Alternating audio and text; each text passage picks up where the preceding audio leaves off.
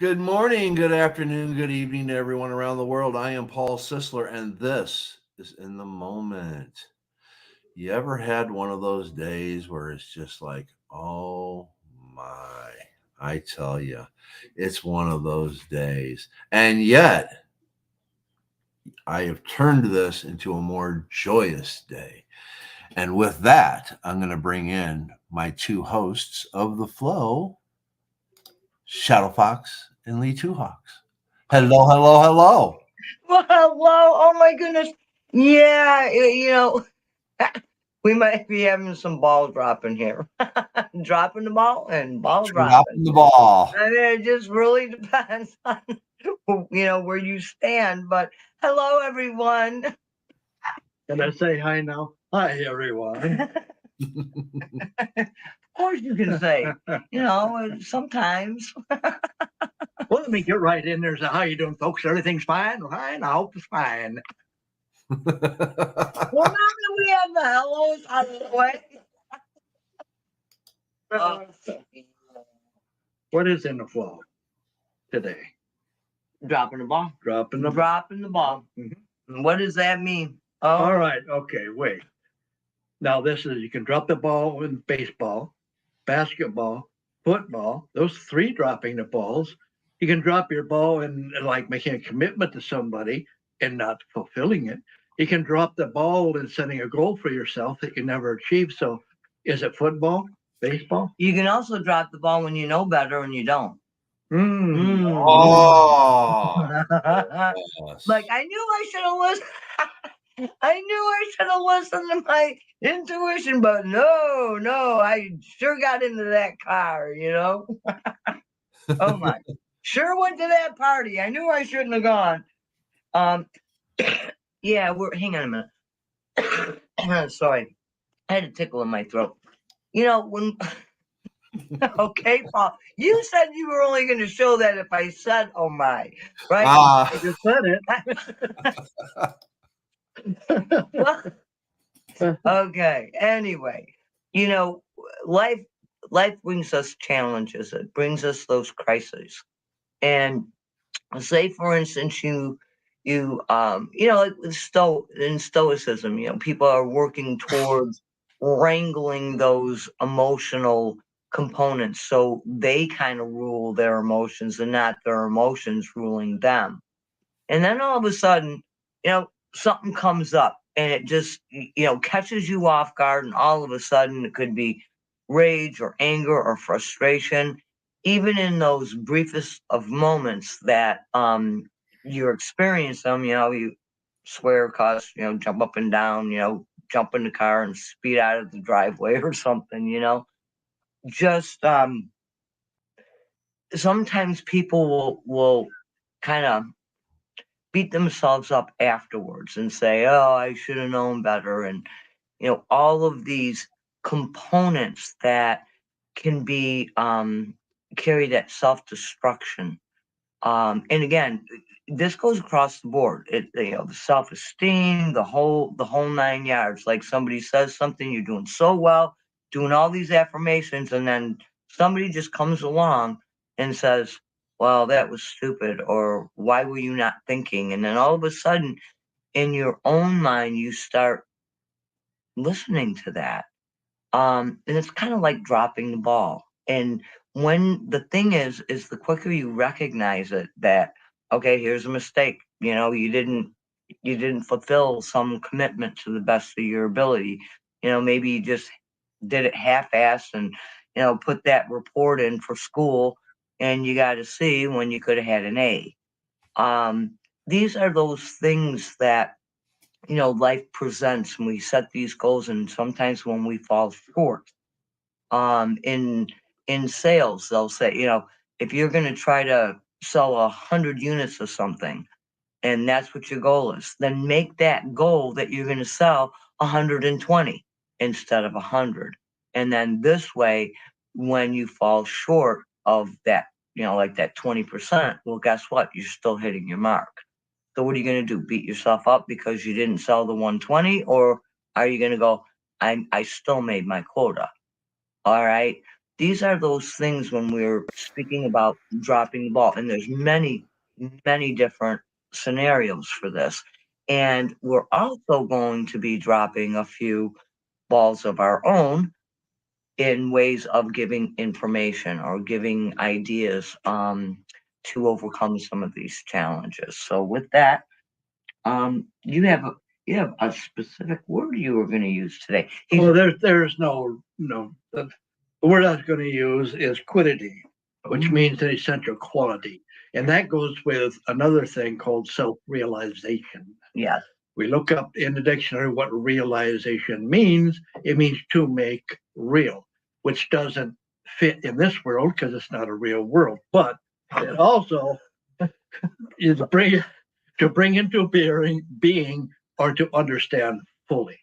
So if we can fully understand ourselves, then we can better deal with the machinations of life, with the undercutting of ourselves when we do something which is silly and stupid and ignorant and we know better. And that part of knowing ourselves, think about it. There's some people who work really well under stress, or they work their best when they're on a deadline. And then for others, it's like, I mean, they just freeze. Like, it's so overwhelming. And it's like, there's no freaking way we're getting this done in 24 hours. So again, it's that part of knowing yourself, those capabilities, and where is your optimum, uh, what is it? Your optimum operating system for yourself. Um, do you function well under, those high pressure situations, or are you, a little more laid back and just kind of like, all right, everything's going to work out. And you know, who knows? Whatever you have come to know about yourself. And then sometimes it's kind of neat to challenge yourself in that. Like, I may not specifically have a realized deadline for something. Like, I have no boss. Well, save him. No, I have no boss to sit there and say, okay, well, you have to get this completed, blah, blah, blah, blah, blah, at such a time. But yeah, within my inner drive, I know that I personally work better. So, okay, well, I'll have this done in 2 weeks. And so then, therefore, I take it a bit by bit and, break that apart and get it done. Like dusting. That's like, dusting for me is, I, I mean, I don't hate anything, but I refrain from doing it. Okay. And so it's like, Lee comes along and he's like, we have an inch of dirt, an inch of dust. I think it's time. Let's vacuum. Okay, we'll get the vacuum out. But the thing is that, and then I sit there and I look at that, and it's like, oh, that's not, we got to get this cleaned, and so on and so forth. And so, therefore, I'll set my mind to it, and I say, okay, I have exactly 3 days to get maybe this done or that done. So when that doesn't happen, or something interrupts that flow of me getting that done, what happens? Sometimes internally, what I will do, and I'm being perfectly honest, because this is one of the challenges that I truly face with this, is I tend to beat myself up like, wow, man, I blew that goal. I just didn't get it done. And again, when we're people who are like very highly driven, sometimes will tend to step into those coordinates. Um, but at the same time, I have been learning and through Lee Two Hawk's example, and again, just hey, all right, don't sweat the small stuff. Let's get this done. I'll help you. If you're overwhelmed, I will help you. It's okay to ask for assistance in certain things. But what is it that we do when we do not hit those goals? When something happens, or maybe somebody approached you at a picnic, said something, and then you just, maybe perhaps didn't respond the way you would have liked to. Maybe there could have been more kinder words said, um, or perhaps You dropped the ball when somebody was just really asking you to listen, and instead of listening, you jumped in and you gave somebody your 2 cents. Things like this, when we can evaluate our actions, words, and deeds, and stay within that ideal aspect for what you'd like to present. What happens when we don't? We drop the ball. And you know what? It's okay to drop the ball. Lee Two Hawks mentioned there's baseball, there's what is it? Softball, football. When somebody drops the ball and loses the Super Bowl, is that baseball? No, that's football. I'm teasing. Oh, May. I'm teasing, guys. So when somebody drops that ball and loses the game, you know what? Everybody just piles on that person, and it's like, whoa, whoa, whoa. I mean, we guilt trip ourselves enough in this life. Right. Knowing we set ourselves what I call perpetual artifice. In other words, we're dealing with what we have as sanctified beliefs. This is my belief. I have inured them into my system, and it is how I will stand, whether or not they are correct or incorrect. And so that becomes a perpetual artifice. You lost a game. It was maybe the biggest one of the year. You lost the game because you didn't catch a ball or some ridiculous thing. You stumbled when you're at the goal line in football and didn't make the line, and that was the last call, last second. So what happens? In that social perpetual artifice, you are a loser. That's terrible. You shouldn't make $10 million a year. How could you? Yeah. And then everybody adds to that. Mhm. And like I said, then you start tending to listen to it. I mean, even people who play golf, it's one of those little head trips. You get in there, you're in that flow, you're in that rhythm, and boy, those balls are hitting great. Then all of a sudden you hit one and it's horrific. And it's like, okay, then you hit another one and it's even worse than that. How do you get that back? How do you step back into that zone? So the guy carrying your clubs comes up, taps you on the arm, says, "It's okay. Let's do it right this time. You'll be all right." And seriously, in many aspects, that's what Lee does quite often for me, to me, and for me. And I'm being very serious. There's a lot of times he's like, "Hey, man, just don't sweat the small stuff." And it's like, again, when you're highly driven, and I took some very, indiscriminate stuff talking about dusting a house, like big freaking deal, right? Really big freaking deal. But when it comes to those things that can be life changing, those decisions, I know in our own personal life, we will discuss, you know, what's going on, what is what would be the possible outcome if we chose this, if we make that plan, and then we will definitely choose together. And usually he has the 51%. Well, yeah, that's accurate, but I don't use it much. Nope. I mean, I don't want to shut her off of her opinion or desire or intent, but I would like to understand it, which is why we discuss things. Why do you feel this way? Yep. Why do you believe this way, that this would be the best road to take or the best move to work on? And there's no reason for me to sit there and shut her down. Right. It's just not right. And then there's times where decisions have to be made like that. Well, yes. And then it's like, well, guess what? I dropped the ball on that one, and it's like, okay, so then what? Is he going to like beat me up because I, made a mistake? Quite honestly, I will tell you, in my life, I have made more mistakes than I have ever gotten right. But each and every one of those have taught me a valuable lesson. And, beating ourselves up or blaming others or infringing your will upon another simply because you think you can. I mean, are those really great options, guys? I mean, isn't that what humanity in and of itself as a whole is doing to each other as brothers and sisters? Think about it. Nope, can't read this book. We're going to ban it because I chose. Really? Really?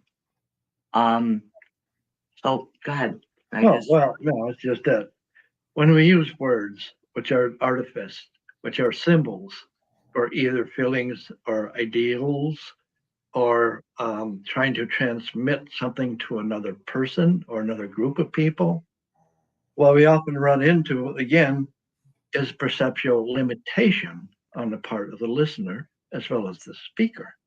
And unless those enmesh with each other, unless they actually have a frequency and the vibration that is in tune one with the other. And with a group, it's a little different. You're dealing with a group of people. Obviously, that's a definition of a group. But so, Oh my! Come on, Paul, you're slipping. You're slipping, Oh Paul. my! Okay. See, I see. It doesn't pop it up. Yeah. So again, if we can understand also that everything, including language, or objects especially, or people especially, is self-existent. We are, everything is a being. We can say it's a cloudy day when the sun is shining. That doesn't affect the sun. It doesn't affect whether it's a sunny day or not. It's our perceptual bias because we're depressed, things aren't going our way, or something like that. So we use these adjective terms to define something which is a bias within our own system. It's like, say, I know a gentleman who was in state care most of his childhood, moved from this place to that place, set in different homes. And a lot of places that gentleman was set in had rather large, rotund women who were abusive. Therefore, when that gentleman got into 20s or something like that, every large woman, due to his perceptual bias, was to him immediately somebody to avoid because they were hurtful. This is when one has to look at oneself and say, what is the accuracy of this?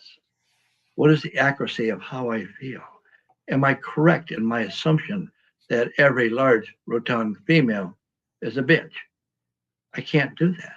That's painting something with a brush, like all men are this or that, or all women are this or that. That's painting that gender with all the same paint, and each one is individual. It's the same thing if you had and that was a really good example. Another one would be in having a relationship with a person, and say that person violated your boundaries, such as, cheating or whatever. And there's relationships where that's, just isn't applicable. So if this happens, what is it? Just because you have had an experience with someone who was not trustworthy or faithful or loyal or whatever, you deem of of a way of expressing that, what, every other person that comes into your presence or your relationship or anything is going to do the same? Why would you set that up or set those hurdles up that another individual would have to overcome? It's like, allow that each person to be their own, bring their own properties in. It's like, why carry the baggage from one relationship and taint a new one? It's like, I mean, logically, it'd be mind-boggling why people would consider to do it, yet they do it. And I don't necessarily think that many people are aware that they are doing it, and then they struggle and strife and all the pain and the suffering. And guess what? These are all of human constructs, all of the emotional baggage that humanity presents forward. I mean, that love, I mean, when you really think about it, how much focus does humanity give to the horrific horrors of life? Jealousy, anger, war, all of this. And if we were, in the briefest of moments, to hold that energy of love, of honor, respect, of vitality, virtues, integrity, and focused on that, oh, this world would be so much different. I think one of the things that really helps an interrelationship with another human being over time, especially as in a mate or something of that ilk, or brother, sister, mother, father, etc. What really does that is to maintain the civilities. Open the door, say, would you please? Thank you for this. I'm going to open this dang bottle for you. I just don't like it. I did. I got myself squirted. All right. Yes, you did. I couldn't get it because my fingers. Sorry, guys. I should have thought. See, I should have thought of opening this bottle before we started, but I didn't. But see, that's where the Army teaches you, be prepared. Yes. Walk into any situation, think about that situation before you get there. Okay, I'm going to go talk to my ex, and I know she or he is upset over this or that. So this may be something that I've got to just be careful. Walk quietly. Or if you really want to express yourself, I'm going to yell and scream just as much as that person yells and screams at me, which is what? Quid pro quo, right? You're going to do this to me, I'm going to do this to you. Yeah, I'm miserable, so I'm going to make your life miserable. I don't understand. That's ignorance. It truly is. That's not self-realization. That's not understanding fully who you are as an entity here on this earth plane with that great gift that we call life, in which we ignore the fact that it is a gift. And what our living mishaps is we create the discord. We drop the ball. We drop the ball. So when dropping the ball, does it go straight down, go thud? Or does it roll someplace where you can't find it? And then you're uneasy because you can't bring it to resolution. And you know what? It doesn't matter. Even if you are the ball, it doesn't matter how far you fall. What is to be remembered is how high you bounce. Oh my. So who has the greatest vision? The person standing on top of the mountain that got there by helicopter, or the person who is rock climbing to get there on its own energy as a goal for themselves that they would see as an accomplishment? So who, once that person gets to the top, has the greater vision? Is that kind of like the turtle and the rabbit? No. Oh. No. Sure it is. The rabbit will be the one in the helicopter. What, wow, really? Okay, just because it has big ears, they don't go blah, blah, blah, blah, blah, doesn't mean it's helicopter. Because the helicopter got the person on top of the mountain like so quick. And the tortoise. And the tortoise, like, had, its natural rhythm. Mm-hmm. Again, we're back to rhythm, which we've talked about before. Go ahead. No, hey, Paul, we've been chatting here. I know you got something to say. I can tell you're like taking notes and like, okay. And no, I will not come over to your house and dust it. Sorry. No, that's all right. That's all right. I do that. I do that. No, it's when I wrote the description of this show, Dropping the Ball, the one thing that I put in there is that we were going to discuss stepping into the position of observer. Yeah. And this is what this all comes down to is as self, you have to step into the position of observer and not just observe those around you, but to also observe self. Mm-hmm. Yes. That's self-realization. And when we're talking about dropping the ball, I'm going to give the stoic perspective of it because in life, we all assume that we have this playground rubber ball that when you drop it, it's just going to bounce back up and you're going to be able to catch it and just keep on going. Or it's going to roll and you're going to be able to go over and pick it up.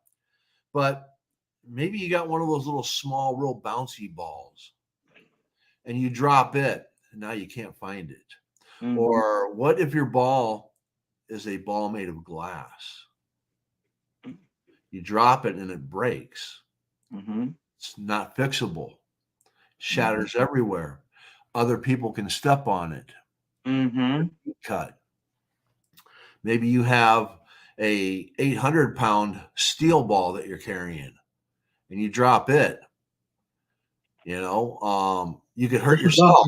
This is often called the past, a steel ball that people carry on their backs. Mm-hmm. Yeah, yeah. So whatever ball it is that you're carrying at the moment, in that moment, you need to step back into the position of observer. You need to figure out why you're carrying that ball. Is it something that you want to carry? Do you need to carry it? And if you have to carry it, what's the end goal with it? Where do you get to set this ball down? Not drop it, but where do you get to set it down? Yep. And then after you set it down, what's the next ball you're going to pick up? Because we're all carrying a ball of some sort at all times. We're all playing with our ball. I'm sorry. I couldn't refuse. I'm sorry. I know a guy named Harry that did that a lot. Okay. Remember now, this is a family-friendly show. Okay. In response to that, I know you're not finished. That just means if you thought something else, then your mind was in the gutter. I know you're not finished, but just let me throw. I believe probably 80% of the world, of people in the world, have what's called a social response to the collective ego. Yes. In other words, they color themselves with how they should appear. Yep. They function as a tool of their environment instead of finding, again, that key word, self-realization. Right. And that's where the observer comes in. You cannot observe unless you understand yourself. Otherwise, that observation is going to be colored by the artifice of your own limitations. Right. Where I was going with it is when you're carrying that ball, because everybody's carrying one, you have to know self, because sometimes the ball you're carrying might invoke anger, might invoke frustration. Yeah. So you have to know the ball that you're carrying when you pick it up and you're going to carry it. And sometimes you might be juggling 2, 3, 4, 5 different balls. You have to know what each one is. You have to know what your skill level is. You have to know what your talent is. You have to know all these different things. And if you're going to juggle a ball that's going to invoke anger, maybe you should set that one down and set it aside. Step back and observe a little bit until you're able to carry that ball. Because if you're going to react with anger, you're going to react due to that frustration, that rage. That ball that you're carrying is probably glass. Okay. Yeah. And here I'd like to respond that the biggest ball we have is the earth. That which we walk upon, that which we dynamite the rocks and the land and plow it up and dig it up. So what kind of a response is the earth going to give? Because it has to have a certain balance, a certain frequency. And when it is disturbed by human discord, human rage, all the war, whatever you wish to call it, that are things that are out of balance. Yeah. The earth has to really work to pull itself back into balance. The earth is the ultimate observer. Yeah. And, when we take a look, and Paul, you made some, really great, brought some great information forward, because when we are looking and say, we know we're going to be, there's anger, there's something that has to be addressed. And, it just hits those hot buttons, and boy, oh boy, you just have to, shout to the rooftop. If we can take a look and figure out why this is irritating, why would I be becoming angry at this? Okay, it was take jealousy, for instance. you know, there's that part of jealousy that can get so out there, and it feeds and feeds and feeds. And so the moment you step into it, you're in it. And it tends to take on a life of its own. And so therefore, you know, accusatory remarks come forward, tempers get raised, you know, and half the time it's only because it's a play on your own mind, of what's going on. And if it were the case, and there was something to truly be jealous over, then take a why? Why would you, if that's not the energy or the optimum end result that you would like, why would you ever focus on it? Why? And here's a point, and it's really relevant to like what's going on today around the world. And I have spoken about this a little bit in some of the spaces we've been in. And when we take a look at war, for the vast majority, wars are created by a select couple of people. And then the rest of the people are the ones that are losing their lives and doing horrible deeds and so on and so forth. So let me ask this question. If war is not something we are truly seeking, and I'm not looking, okay, people are going to be invested in this and they're going to make tons and tons and millions and thousands of millions and trillions of dollars when people go to war. What I'm speaking about is the energy thereof, all the way across the board. Why, oh, why would people focus on that horrific it is selfishness, plain and simple. That selfishness, that discord, why would they focus upon it if they know within their heart, no, we'd like peace. We'd like to be able to live and just, you know, feed our kids and teach them and just live. And yet we tend to focus. What's across the news stations for weeks, for months, for years now? Let's focus on the horrors of war. All of these sad, horrible stories. Yes, they're tragic. Don't get me wrong. But the point is this could end very, very quickly if everyone in the world just said no and changed the focus. Truly changed the focus. I'm speaking in a very, very large sense because really, right now, the world is literally dropping the ball on this. Truly, they're completely focusing in on telling that story, the horribleness. So what does that do? It creates our attention and our focus to go there. And so whatever our focus and our attention is upon, we will have more of that. We will see more of it. Why? Where is the logic in that, Paul? Where? Where is there even reason within it? If there's something that is presenting that is discordant, is horrific, why would you focus on it? Why would you create it and solidify it as a boulder, as a rock that is like immovable? Why? There are ways around this and ways of giving beautiful energy to dismantle all that hatred. Even if you just think about like, oh God, the hatred, the friction, the nastiness that is in the atmosphere over there. Wow. It's mind-boggling.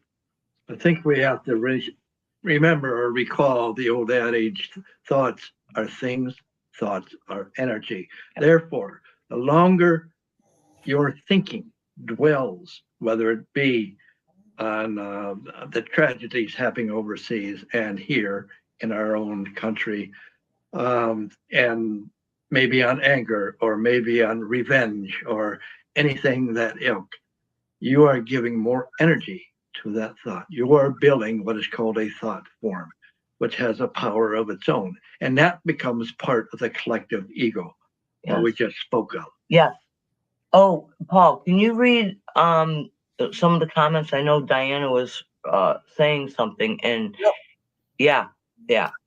Go I'm to the next one. Go up one. Up the other way. that Yep. one. Yeah. And then read down. Yep. Okay. I feel that today I am dropping the ball for myself. I've not journeyed within yet. I haven't rooted myself in spirit yet, and my human is able to kick up very easily right now. Yep. Anchoring in spirit puts me in the observer position, which leads to self control of the outer self and its responses to the world. Yes. Absolutely. Absolutely. 100%. What's the next one? Or isn't there? Why, oh, why? Not my, oh, my. You know, Exactly. all the things that are going on in the world, all right? When And the world's dropping the ball, guys. I'm just saying. The yes, people of the world. Yeah, the people of the world. Yep.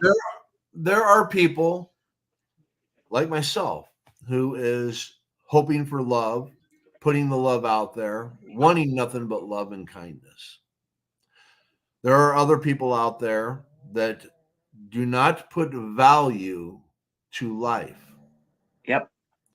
And when you take away the value to life, then you can do anything that is horrendous without remorse. Yeah. All right. That is somebody that is so disconnected from the essence of who and what they are. They are so disconnected because if they were to allow that connection and were to feel again, none of these things in the world would be happening.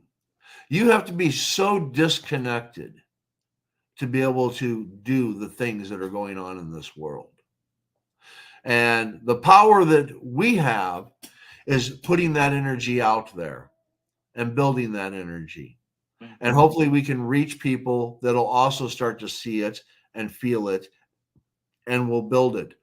And all we can do is keep carrying the ball because we're not the ones dropping it. As long as we're not passing it. And sometimes we have to. Sometimes. Sometimes it becomes so heavy that we just can't do it anymore. Well, we And can't sometimes always. we have to pass it. But the thing of it is when you become tired, that gives you a chance once you pass it to replenish so that you can pick it up again. Yeah. And again, it just depends on what position you're actually looking at. Because, okay, another terminology is passing the buck. Okay. So when, is there comes a point where each of us has to take accountability for our own thoughts, our own actions, and our own deeds across the board. We have to become accountable and say, you know what? Yes, I did this. And it's recognizing, okay, hey, we may drop the ball, but it's what do we do with it from this point forward? If we make those mistakes, we're not, hey, if somebody is practicing not allowing their emotions to run their life, and then they have, an unguarded moment, and then there's an outburst, for instance. How is that being served? Was it serving self-serving? That self comes first. That's that selfishness. That's where all discord stems from. That's where all limitations, all anger, frustrations, irritants, it all stems from the selfishness of a human. And this is where, I mean, everything from, just being frustrated to the woes of war. That's what it comes down to. And we can clear these energies. We can clear those thoughts so that people are not constantly, like you said, with the glass.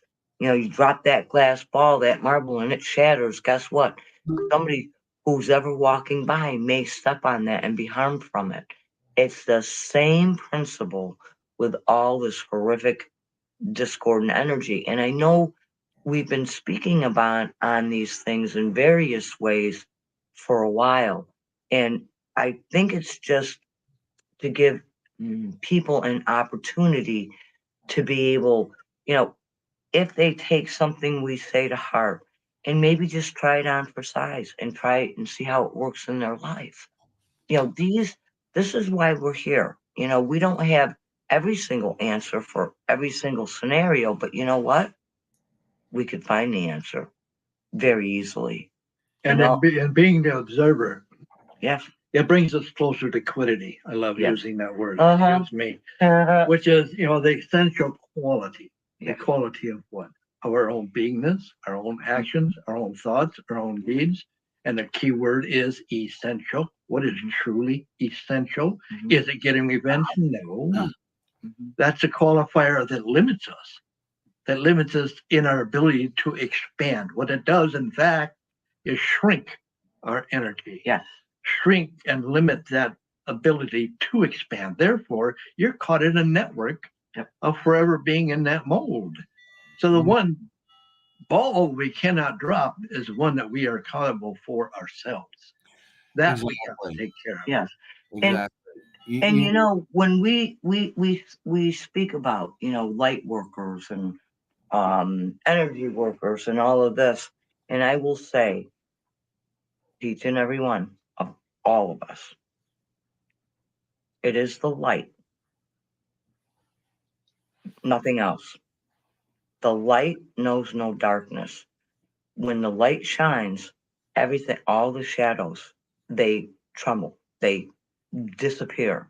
So if we are looking at creating something, if we are looking at altering or changing something, even something within ourselves, something where, to remove that guilt or that shame or all of those things, because perhaps you did drop the ball, that forgiveness, the light, it is always that we can always purify our thoughts going forward. We can always call upon that light of cleansing, of purifying, and there is perfection. I've heard so many people speak, there's nothing, nobody's perfect, nobody's this, and I would say to them, yeah, because that's how you're speaking. There is no perfection. But in the etheric realms, in our very own atoms of our own spirit, our own I am presence, it is nothing but perfection. And so when we have these thoughts, when we have these random ass little things, everything from trauma and drama and the woe is me and all of that, that's not of the light. It isn't. It's not of love. And so therefore, if we're looking at making changes, if we're looking, even the crust, even the atmosphere, the atmosphere around the earth, and within its crust, carries all this energy from all of our random ass thinking. We can clean that up. This is what is being asked for eons. People, clean up your garbage, clean up your mess, and just create that of where your body, your energy, start there. Purify that. Allow your light to radiate outward. We said we were going to give a few things coming forward in how to, everybody drops the ball at some point in time. And we should, so that we can learn. Correct. If we've never made a mistake, we're not learning. We're stagnant. We're stale, right? So therefore, it is those properties of the light. It is I so wish I could really, really speak the way I would like to speak on this. And if you don't know, or if you can't imagine what light might be, the way I found out, and it's only a personal experience, was listening to Strauss's Blue Danube. listening to the Eroica, Mm-hmm. number 3 on Beethoven, listening to every Renaissance composer I could think on and on up, and the painters and the sculptures and the beautiful artwork. Those are part of the light.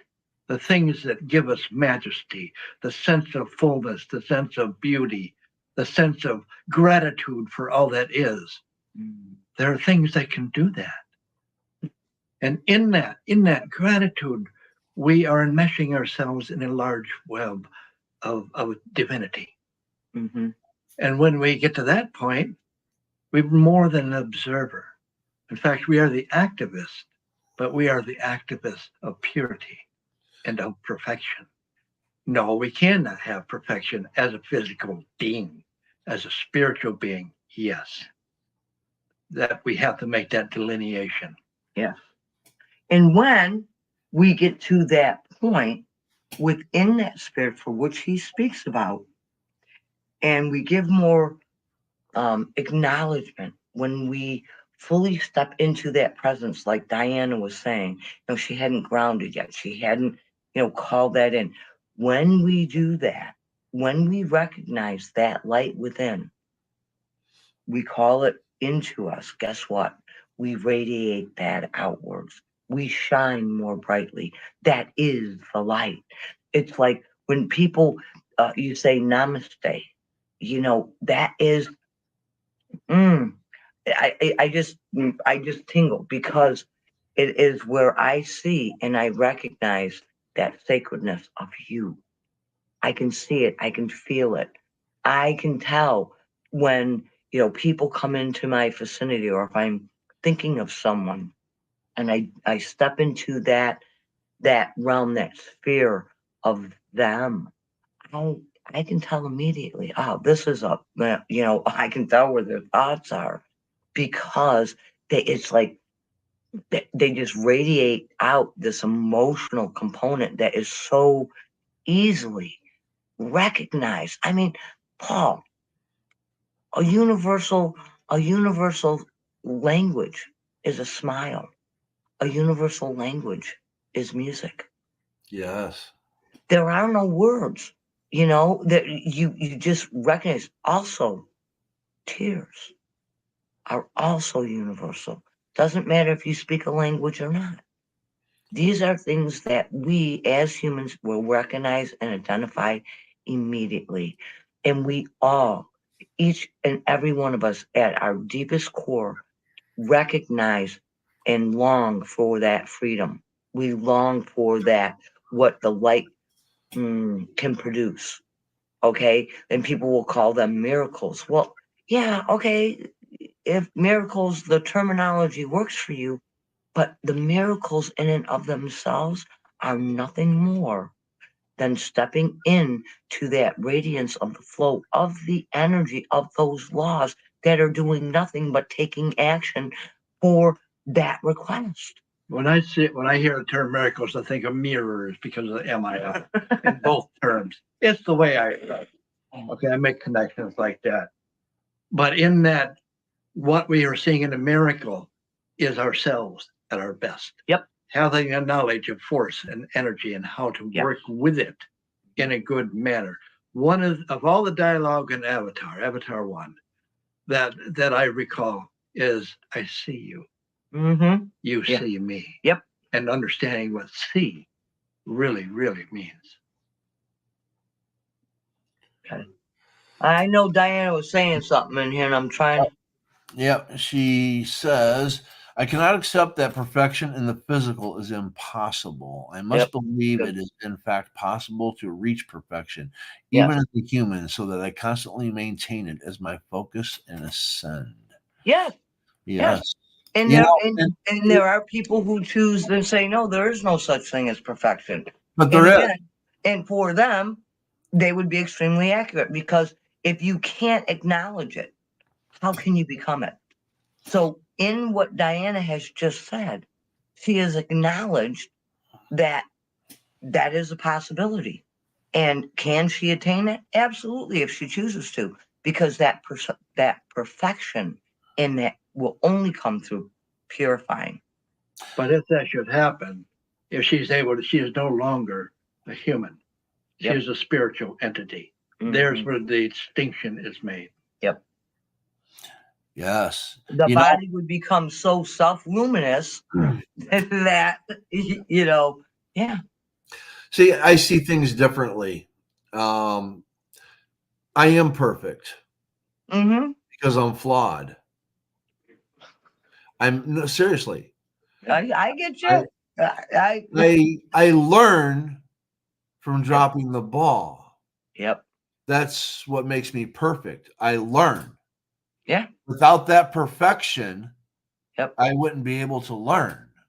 Mm-hmm. What So you have is the idea or the ideal Yep. of perfection that you're reaching towards. So you're using these tools of failure in order to understand and better reach that perfection you have idealized. which works perfectly, and that's why I'm Yep. perfect, you know. There you go.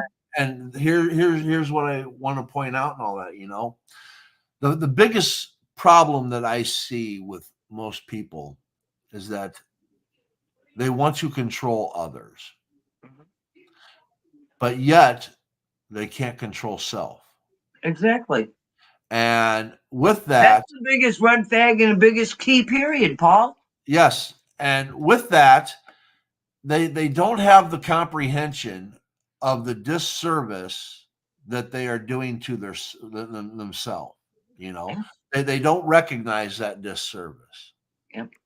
You know, I can remember a few years back, I was in a grocery store up in Northern California. It was the holiday season, and this lady had wished me Merry Christmas, and I responded with Happy Holidays. And she goes, "Oh, you're one of those." And I go, "One of those what?" And she goes, "You won't say Merry Christmas." Well, Merry Christmas. Yeah. And she goes, "But you don't mean it." And I go, "No, I do mean it. You know, I now that I know that this is your faith and this is your belief, Merry Christmas." Yeah. And I'm sitting there and I'm, just waiting for a few moments. And she goes about her stuff and all that and gives me one of those little tisk tisk looks and everything. And Judgment. I go, "So are you unable to say happy holidays?" And she's just like, "Well, why would I?" I go, "Because there's more than one holiday. And I've observed yours in kindness, and you refuse to acknowledge that I might have a belief or a faith or something, Yeah. you know." And she's just like, "Well, I don't understand why you have to have your happy holidays." And I go, "Because there's people that have different beliefs than you. Yeah. And when I say happy holidays, I am saying Merry Christmas. Christmas, all of it. When I Yes. say happy holidays, I'm saying happy Hanukkah. Yeah. I'm saying happy holidays. Anybody that has a belief, I'm wishing them well. And that Yes. includes you.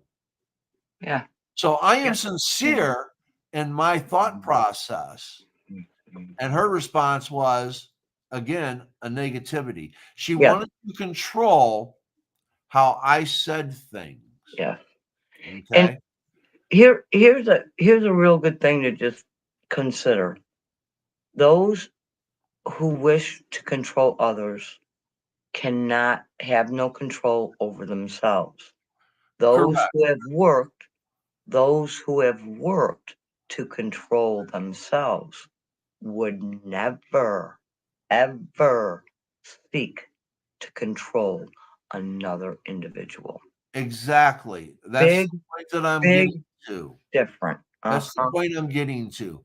The one person in the world that you have absolute control over is self. Mhm. You can decide who you want to be and what you want to do. And if you can learn self and you can project self out there with love and with kindness, then you have no desire to control anyone else. Exactly. And if everybody, here's where I'm going with it. If everybody would just focus on controlling self Yes. and being the best self that they could be, there would never be a war. There would never be angry words. There would never be hatred. There would never be frustration. There would never be name calling. And people call me names all the time. And they're just like, how come you don't react to people that are calling you names? I used to get this when I'd run spaces on Twitter, which I'm no longer on. Whee! But anyways, people would be like, how can you tolerate when people are calling you names? And it's like, I used to hold the flashlight for my father, and he was a goddamn silent while I'm a Gen Xer. So there isn't anything you can say to me that's going to hurt my feelings. Yeah. But with that said, though, the bottom line is that when people are throwing words out there, if I accept those words as meaningful when they are of anger or of Yep. hatred, if I accept them as meaningful, then I start to lose myself. Yes. But if I deflect those and don't accept them and move past them, and they have no bearing on me whatsoever, they become lost. Mm-hmm. Yeah.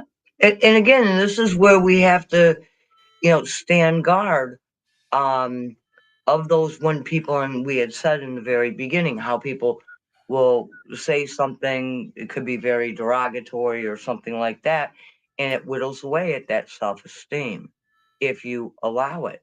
And like what Paul said, this is where it's like, hey, and when we were children, we used to have a little saying, and it was, I'm rubber, you're glue, whatever you say bounces off me, sticks to you. I mean, eh, what you learn in kindergarten, can serve you for the rest of your life. It's just many of us as adults have forgotten what it is to play in the sandbox nicely. We have forgotten those beautiful little golden rules that we were taught in kindergarten. Look what's going on with in the United States, like with the Senate. Can we not play in the same sandbox? Yeah. Do we have to buy only, hello? And you guys are adults? Seriously? This is what I speak about when I say, in many aspects, humanity is dropping the ball. And when we become aware of where those errors are or those mistakes, then we can sit there and go, hey, wait a minute. No, you know what? It really is working together. If there wasn't, Paul, if there wasn't, you were in, say, a little biplane, okay, and you're flying over some forest or something, and the plane goes down, and there's two of you that actually survive. Do you know that your survival rate out in the woods with like nothing? Okay, no matches, no flashlights, no compass, no warm clothes. Do you know that your survival rate doubles by working together with another individual than you would if you were on your own? What does that tell you? Okay, I'm going to do this. This is what she does when she wants to get ahead. Okay. Okay, here I am. Whee! All right. If we understand air, every time you inhale, you are inhaling somebody's exhalation in Japan or some other Far Eastern country. It is the same air. It has been purified over time, yes, through rains, through certain mystical things that occur in clearing the air so we all don't choke on our own air vomit. So in that, we have to understand that we are all one. Why? Because we're all breathing the same damn air. Mm-hmm. It is us exemplified. Yep. And Diana makes a very good statement. Yes, that's I want to jump in on that. I wanted to bring this up. I'll let you go, but I want to make a statement on this. What is your ideal of being? Mhm. Then what steps do you take to become that? Yeah. So I'm going to present that then to you, Shadow Yeah. Fox. What is Well, your again, ideal we've of had being? Then what steps do you take to become that? Then I want Lee to answer that. Then I'm going to answer that, and that's going to be our show. okay, okay, that's fantastic because we've discussed this in the space last week. But the one that I was looking at where Diana says, I am love, I evaluate everything against the love that creator carries. This is where she creates her checks and balances. And in order to answer that question of what my ideal being is, that ideal being is that of purity, of that of grace, of that of a person that carries that light and compassion for her fellow human beings without judgment. And so, I mean, there's other explanations across the board, but I know my source. I know the power and standing within that power. I know my I am presence. Do you? Do we truly, truly know? Do we know how to activate it? Do we know how to bring it forward? Do we know how to release its radiance? Yeah, I do. And so, who is that? Do I take these actions every single day? Every single day, I clear energy wherever I go. Wherever I go, the energy that other humans have accumulated in this atmosphere. And so I do take those steps every single day. So wherever I walk, that energy is cleared until somebody else comes along and decides to start dumping there. But every single day, without fail, I know who I am. Beingness is basically what you might call the I am presence. But even at the I am presence, there's steps above that. Yes. But in our recognition of the term being, it is that capability of acting without judgment, without assessment, without qualification, without anything but knowing. And in that knowing is that great dimensional, universal, cosmic reception and absorption and exudation of that energy for all. That's being. Yes. My ideal of being is I am everything. I am the soil, I'm the sand, I'm the tree, I'm the good, I'm the bad, I'm the ugly. I'm the hateful, I'm the loving, I'm the anger, I'm the rage, I'm the kindness, I'm the tear, I'm the sadness. I am all of those things. I am every bit of all of them. I have a note on my desk and it says, I am the grateful eternity. The thing of it is being all of those things, I also have to understand what each of them are and what to do with them, how to utilize them. So what steps do I take to become that? I don't have to take any steps to be my being. I already am. There are no steps to become that. I already am. So no steps need to be taken. What I do is recognize what I am and know how to control it. Yes. Well, Paul, it's been asked, how do you love your neighbor? Love yourself. Well, the thing is when you become that being of love, the question becomes a moot point. Exactly. So I just have to say one thing, Paul. Ready? Yeah, there you go. Yeah, just reading my mind. Yeah. Oh my. Yeah, I think we have the Journey Within Space today at 3:30 Eastern Standard Time on Twitter Spaces, and you never can tell. There may be a few oh my's in there. Oh my. All right, everyone. Thank you. Great show, Shadow Fox. Thank you for joining me. Great show, Lee Two Hawks. Thank you for joining me. I really enjoy doing this. And no, I don't miss Twitter. I don't miss Twitter. Well, I just have to say a very special thank you to this gentleman right here. Oh, Oh, But what I do miss are the people that I interacted with that yeah, were utilizing yes, Twitter. yes. That's Well, what I miss. We'll let everybody know you said hey. Yes, yes. Let them know that I love them, that, I encourage their comments. I encourage them to come on. And, some of them and all that, I'm even willing to give my number and email and have, further communications with. So, anyways. I am an instigator. I You really are. am. All right, everybody. Thank you. And remember, be kind, be happy, and may good things come your way. Thank you. oh.